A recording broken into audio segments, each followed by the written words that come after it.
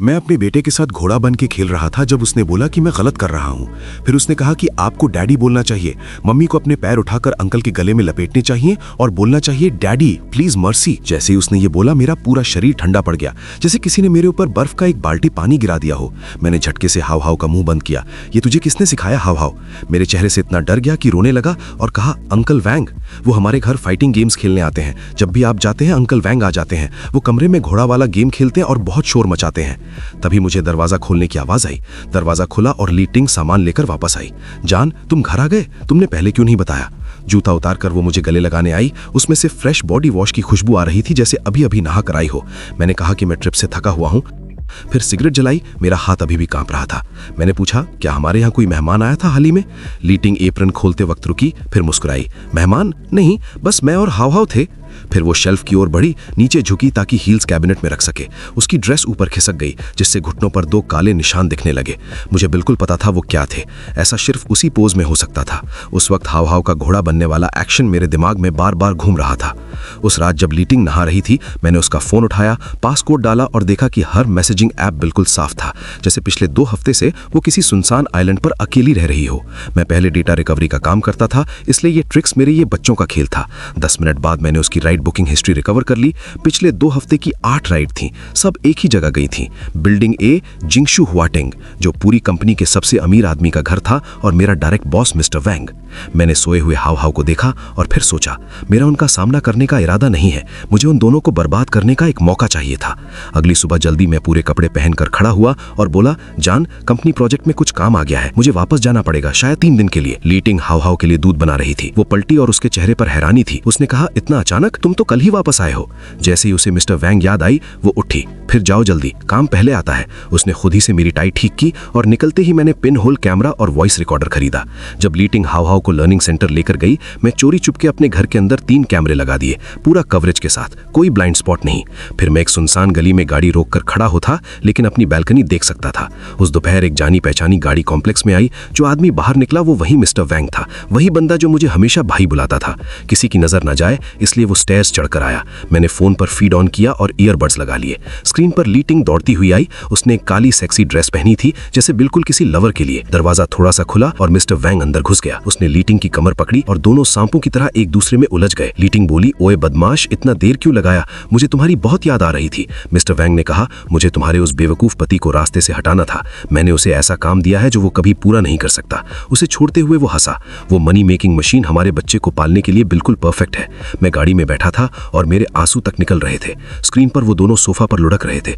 वो घुटनों के बल बैठ गई, बिल्कुल उसी पोज में जैसा हाव हाव ने बताया था। उनके अधनंगे शरीर देखकर रोना तक रुक गया। मुझे बस नफरत की लहर महसूस हो रही थी। पूरा सीन बस 3 और आधे मिनट का था। ली टिंग ने किसी कुत्ते की तरह उसकी बेल्ट ठीक की और बोली, मिस्टर वोंग, हाव हाव 5 साल का हो रहा है, क्या आप उसे कुछ नहीं दोगे? मिस्टर वोंग ने ली टिंग की थोड़ी ऊपर उठाई। रिलैक्स, वो मेरा ही खून है ना, मैं उसे कुछ कम नहीं दूंगा। जैसे ही मैंने ये सुना, मेरा दिमाग सुन पड़ गया, जैसे किसी ने मेरे चेस्ट पर हथौड़ा मार दिया हो। मिस्टर वोंग ने पूछा, वैसे तुम अभी भी उसे वो चीज दे रही हो? ली टिंग ने हाँ में सर हिलाया।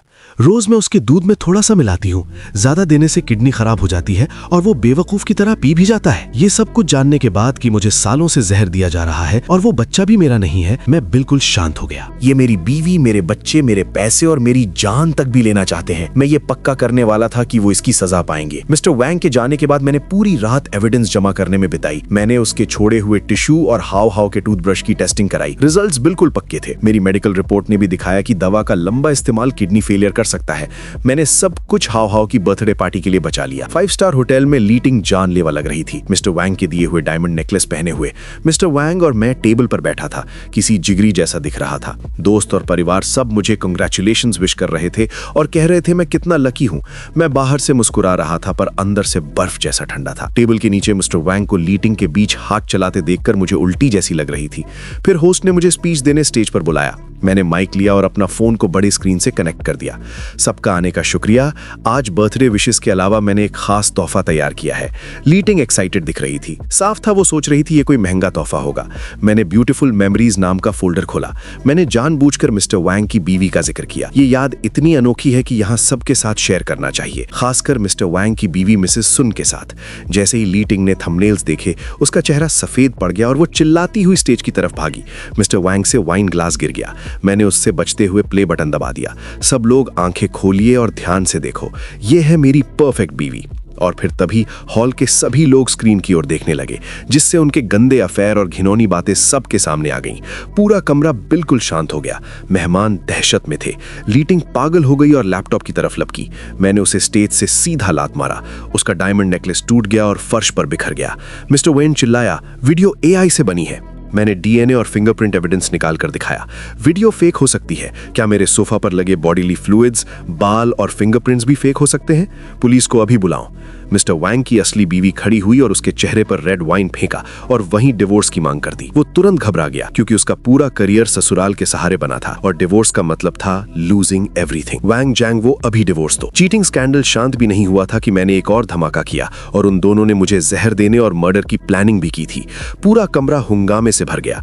मैंने बोतल और लैब रिपोर्ट ऊपर किया। मेरी आवाज हॉल में गूंज गई। ये हाई कॉन्सेंट्रेशन लेड एसिटेट है, लंबा इस्तेमाल जानलेवा है, ये मर्डर की कोशिश है। मिस्टर वैंग ने लीटिंग को धक्का दिया और दोनों एक दूसरे पर टूट पड़े और वहीं लड़ने लगे।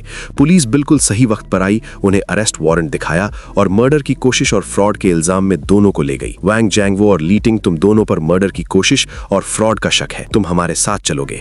लीटिंग रोने लगी और मुझसे माफी मांगने लगी। उसने बच्चा तक यूज करके मेरी गुहार की, पर मेरी आंखें ठंडी थीं। मुझे कुछ महसूस नहीं हो रहा था। चेन युआन, मैंने गलती कर दी। प्लीज हाव हाव के लिए मुझे जाने दो। हाव हाव माँ के बिना नहीं जी सकता। मैं पहले ही पुलिस को फोन कर चुका था और सबूत की पूरी चेन उनके हवाले कर चुका था। उसके बाद मैं स्टेशन गया और खुद वैंग जैंगवो के आखिरी वहम को तोड़ दिया। इंटेरोगेशन रूम में भी वो मुझे चिढ़ा रहा था। वैंग जैंगवो ने नाक भौंसी की। चेन युआन गम केस जीत गई होगी, पर जिंदगी हार गए। तुमने जो बच्चा 5 साल पाला वो मेरा है। तुम्हें सच में लगा हाव हाव तुम्हारा है? तुम पैदा ही ब्लॉक्ड वास डेफरेंस और डेड स्पर्म के साथ हुए थे। तुम कभी बाप नहीं बन सकते थे। तो मैंने मेडिकल रिकॉर्ड्स और नया फोरेंसिक रिपोर्ट सामने रखा। हर शब्द गहरा वार कर रहा था। हाव हाव लीटिंग और उसके ब्लैक पर्सनल ट्रेनर का बच्चा है। तुम तो बस वो बेवकूफ हो जिसने किसी और के नाजायज बच्चे को पाला और अपनी जान बर्बाद की। वैंग जैंगवो इतना गुस्सा हुआ कि उसे वहीं स्ट्रोक आ गया और वो आधा पैरालाइज हो गया। आखिर में कोर्ट ने वैंग जैंगवो को 20 साल की सजा दी, जो उसने प्रिजन हॉस्पिटल में काटी। लीटिंग को 15 साल मिले और उनकी सारी इलीगल कमाई जब्त कर ली गई। उसे देखने वाला कोई नहीं बचा, इसलिए हाव हाव को वेलफेयर होम भेज दिया गया।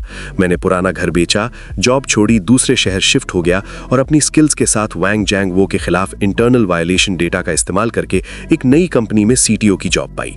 3 साल बाद समुद्र किनारे बीच पर मैं अपनी बायोलॉजिकल बेटी के साथ रेत का किला बना रहा था, जबकि मेरी नई शांत बीवी ने मुझे पानी दिया और चेहरे का पसीना पोंछा। हमारा परिवार खुश था और मुकम्मल था।